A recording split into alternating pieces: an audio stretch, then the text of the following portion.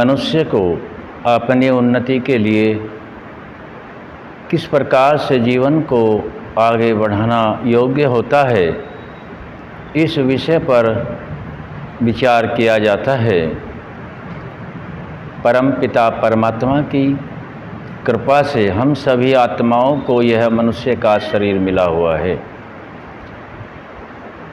अन्य और भी बहुत अनंत जातियां हैं जो गिनती में भी नहीं हैं।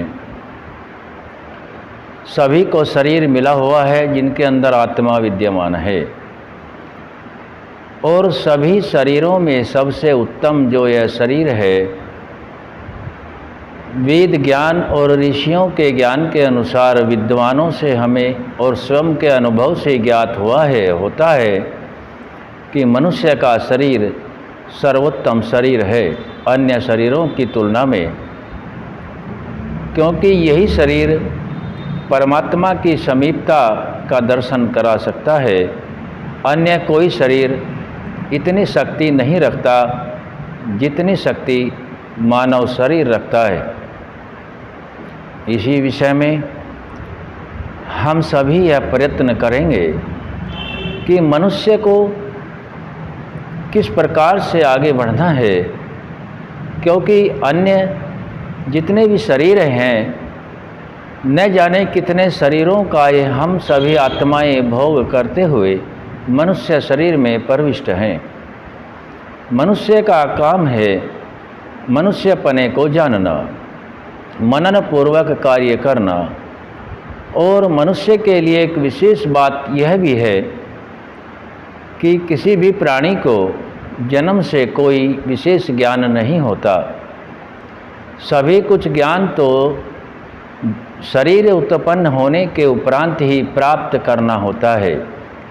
हम कौन सा ज्ञान किस प्रकार से प्राप्त करते हैं और किस ज्ञान से कौन सी उन्नति संभव है, हम सभी यह जानने का प्रयास जीवन भर करते रहते हैं।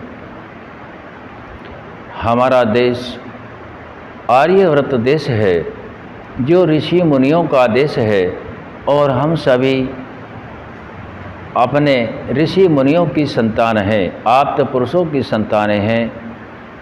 गोत्र आदि अनेक इतिहासों से हमें यह ज्ञात होता है, विद्वानों के द्वारा दिए गए ज्ञान से प्राप्त होता है कि हम सभी इस भूमंडल पर किसी कारण से उपस्थित हैं, अकारण नहीं हैं। परमात्मा का कोई भी कार्य निष्प्रयोजन नहीं है।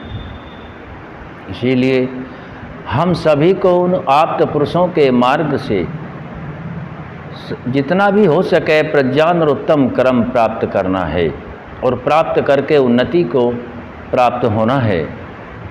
हम विषय लेते हैं ईश्वर स्तुति प्रार्थना उपासना, क्योंकि पूरे ब्रह्मांड के अंदर सर्वोपरि परमात्मा है, आत्मा से ऊपर परमात्मा है। यदि हम सभी को आत्मा मन शरीर आदि का ज्ञान हो जाता है, तो इन सभी के द्वारा किए गए कर्मों का निर्णायक परमपिता परमात्मा है। यह ज्ञान केवल मनुष्य शरीर में ही प्राप्त होता है। अब विषय रखा गया है, जो ऋषियों ने विषय दिया है, ईश्वर स्तुति प्रार्थना उपासना, जो नित्य कर्म में शामिल होना योग्य है। जैसे हम श्वास प्रश्वास भोजन आदि नित्य प्रति करते हैं, ठीक वैसे ही हम सभी को ईश्वर स्तुति प्रार्थना उपासना स्वाध्याय यह सभी कर्म नित्य कर्म में जोड़ना है, जिसमें यज्ञ कर्म आदि भी शामिल हैं। और विषय है ईश्वर स्तुति प्रार्थना उपासना। तीन शब्द हैं, स्तुति प्रार्थना और उपासना। स्तुति किसकी करें, स्तुति का अर्थ क्या है, क्योंकि ज्ञान के बिना कर्म का उतना फल नहीं, और कर्म भी ज्ञान के बिना नहीं करना है। ऐसा ऋषियों की मान्यता है, जो हम सभी को अनुसरण करना है। स्तुति का अर्थ है जो जैसा है उसको वैसा ही ठीक ठीक जानना, और जानने के उपरांत उसके प्रति श्रद्धा उत्पन्न करना, भावना उत्पन्न करना, अपने जीवन में लाना। ज्ञान से दिगंबरा बुद्धि को प्राप्त होना और आगे की ओर बढ़ना। स्तुति का अर्थ यही होता है, जिसमें जैसा गुण है ठीक वैसा ही कहना उसकी स्तुति होती है। अब इस विषय को ईश्वर के विषय में ही ऋषियों ने क्यों रखा है? क्योंकि स्तुति मनुष्य मनमाने तरीके से भी करता है, और मनमाने तरीके से भी इतना उत्तम नहीं है, क्योंकि मनुष्य को सभी ज्ञान प्राप्त करना होता है। स्वयं का अपना कोई ज्ञान नहीं होता, क्योंकि ज्ञान तो पहले से ही सर्च है। जिन विद्वानों ने उसी ज्ञान को, वेद ज्ञान को रिसर्च किया है, रिसर्च करने के उपरांत मानव मात्र के कल्याण के लिए जो सिद्धांत दिए हैं, सामान्य व्यक्तियों के लिए भी सिद्धांत दिए हैं, उन सिद्धांतों पर चलना।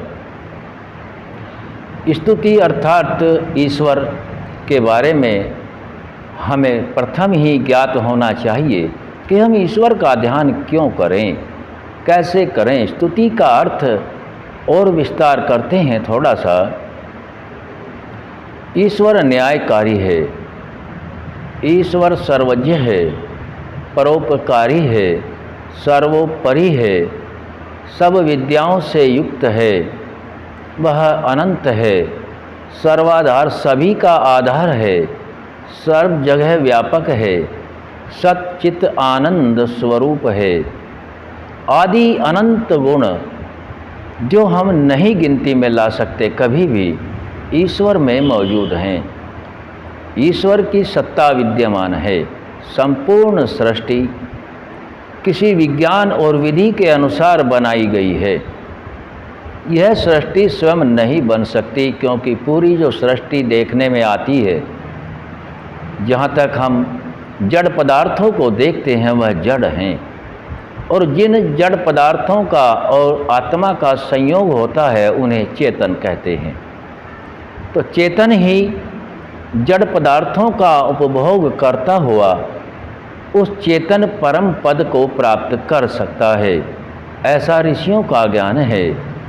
तो स्तुति में हमने यह जाना कि स्तुति उसी की करनी है जो सर्वोपरि है, बिल्कुल कोई दोष उसके अंदर नहीं है, और सभी का कर्ता और धर्ता, न्याय करता, अंततः पालन भी वही करता, और अंततः न्याय भी आत्मा के साथ जो संचित कर्म है उनका वही करता, और आत्मा को मोक्ष या अन्य शरीरों में भेजता। इस प्रकार से हम परमात्मा को जाने कि इस पूरी सृष्टि को बनाने वाला कोई है तो वह ईश्वर है, जिसको ओम के नाम से हम जानते हैं। ओम के अंदर सभी जितने भी जड़ चेतन पदार्थ हैं सभी के नाम आ जाते हैं, जो ए, उ और मैं से मिलकर बना है, आकार, उकार और मकार। तो हम स्तुति को ठीक ठीक समझ लें। यदि किसी व्यक्ति के अंदर कोई दोष है और दोष होने के बाद भी हम उसको गुणवान कहते हैं, तो यह स्तुति नहीं, उसकी निंदा है। और यदि कोई गुणवान है और उसके अंदर दोष लगा देते हैं, तो वह भी उसकी निंदा है। यदि कोई गुणवान है तो गुणों में गुणों को कहना स्तुति है, और दोष हैं तो दोषों में दोष को कहना यह भी स्तुति है। जैसे को जैसा ही कहना स्तुति, और जैसे को उल्टा कहना और तैसे को जैसा कहना यह निंदा है। तो स्तुति और निंदा, इसीलिए हम सभी ऋषियों के ज्ञान से यह जान पाए हैं कि स्तुति अर्थात जैसा है वैसा ही जानना, मानना, और उसके प्रति अर्थात ईश्वर के प्रति हम सभी को भावना उत्पन्न करना, श्रद्धा उत्पन्न करना, ताकि मन के अंदर पुण्य कर्म जमा हो सके, और हम सभी जो निष्काम कर्म है, आत्मा की उन्नति होती है, उनको प्राप्त किया जा सके। यही मानव मात्र का उद्देश्य है।